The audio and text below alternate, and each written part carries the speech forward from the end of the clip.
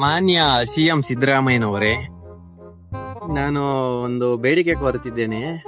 ನಾನು ಈ ನಡುವೆನೆ ಲೋನ್ ಮಾಡಿ ಸಾಲ ಸೂಲ ಮಾಡಿ ಒಂದು ಗಾಡಿ ತಗೊಂಡಿದ್ದೀನಿ. ನೋಡಿ, ನೀವು ಡಿಜೆ ಬಂದ್ ಮಾಡ್ತೀರಾ, ಮತ್ತೆ ನಮ್ ಬಜರಂಗ್ ದಾಳಿದಿರಾ, ರ್ಯಾಲಿ ಬಂದ್ ಮಾಡ್ತೀರಾ, ಪಟಾಕಿ ಹೊಡಿಯೋದ್ ಬಂದ್ ಮಾಡ್ತೀರಾ, ಎಲ್ಲಾ ಬಂದ್ ಮಾಡ್ತೀರಾ. ನಮ್ಮ ರಸ್ತೆಯಲ್ಲಿರುವ ಸ್ವಲ್ಪ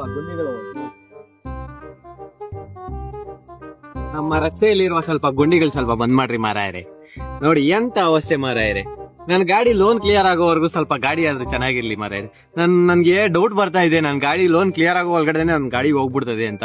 ನೀವು ಮೊದ್ಲೇ ಹೇಳಿದ್ರೆ ನಾನು ಒಂದು ದೋಣಿ ತಗೊಂಡ್ಬಿಡ್ತಿದ್ದೆ.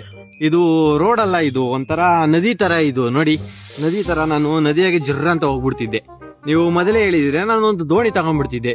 ಇದು ರಸ್ತೆನಾ ಎಂತ ಇದು ಏನಿದು ಹಳ್ಳ ಕೊಳ್ಳನ ಇದು ಎಂತ ನನ್ಗೆ ಅರ್ಥ ಆಗ್ತಿಲ್ಲ ಮಾರಾಯರೆ. ನೀವು ಸ್ವಲ್ಪ ನೋಡಿ, ನಮ್ಮ ಅವಸ್ಥೆ ನೋಡಿ, ಸ್ವಲ್ಪ ಲೋನ್ ಸ್ಯಾಂಕ್ಷನ್ ಮಾಡಿ, ನಮ್ಮ ರಸ್ತೆ ಸ್ವಲ್ಪ ರೆಡಿ ಮಾಡಿಕೊಡಿ.